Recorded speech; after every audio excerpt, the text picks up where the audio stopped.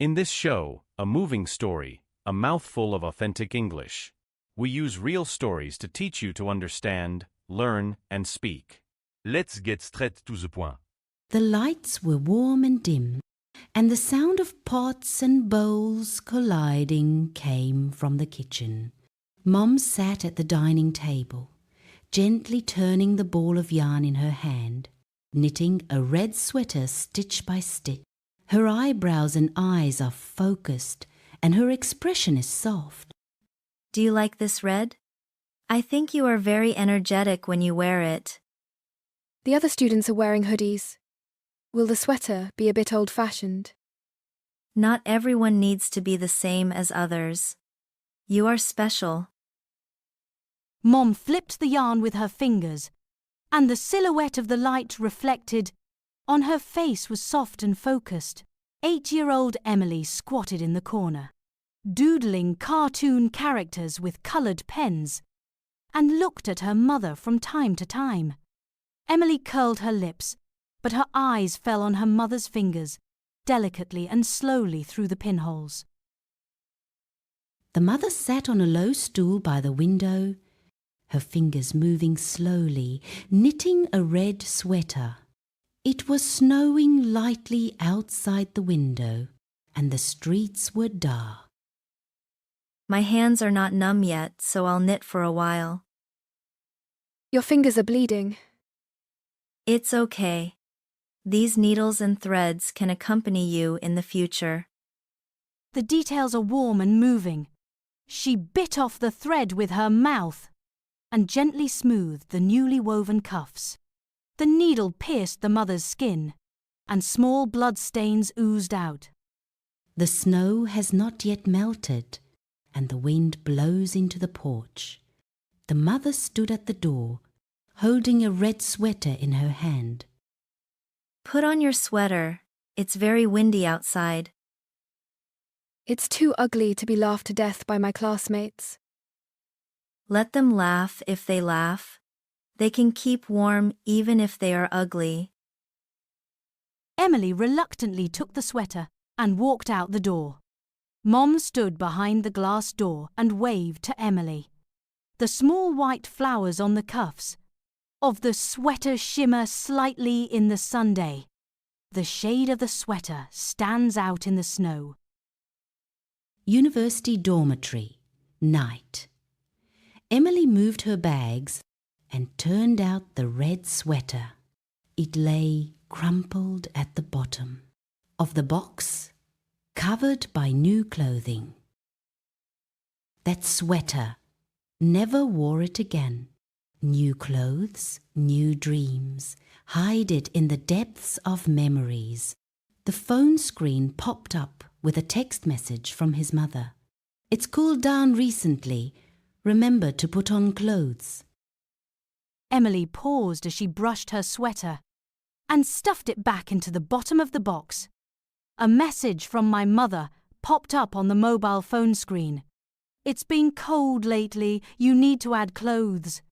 The dormitory was dimly lit, and Emily stared at her phone in silence. On the balcony of the house, on a winter afternoon, my mother sat on an old rattan chair, holding the teacup with trembling fingers. The sunlight filtered through the curtains, casting mottled light and shadow on her face.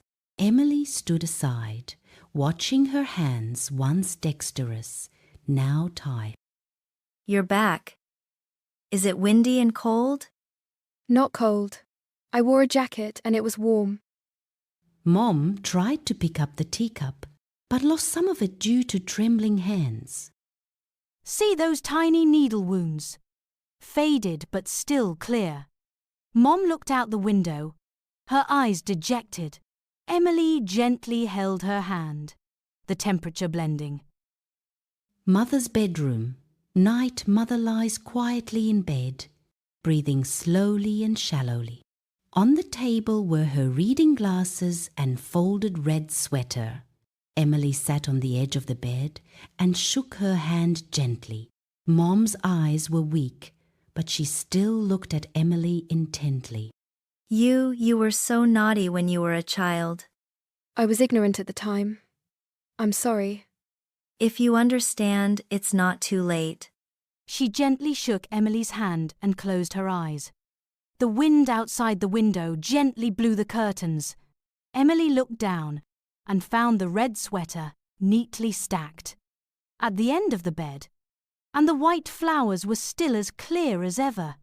Emily walked out of the room alone, her sweater in her arms. Hometown yard, early morning snow falls again.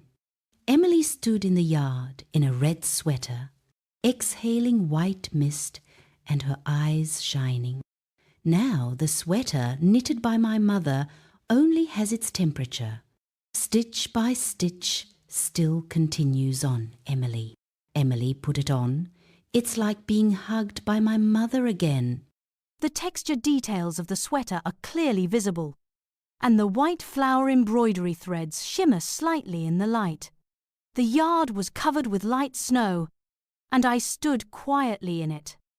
15 years later, in the living room of a new home, in the evening Emily sat on the sofa and knitted a little sweater for her child. Child set up blocks on the side and looked at his mother from time to time. This color doesn't seem to be my favorite. I said the same when I was a child. Child tilted his head in confusion. Emily smiled lightly and continued to knit. She doesn't just knit sweaters. It was her love. Every thread, every needle, every moment. The needle and thread weave through Emily's hands, and the sun shines on the floor from the window. Emily put her hands on the thread, and the red sweater was next to her. Child's smile intertwined with the tenderness in Emily's eyes. All this is focused on the red sweater, and the sunset outside the window shines into the new living room. To every stitch of love we've missed and finally felt,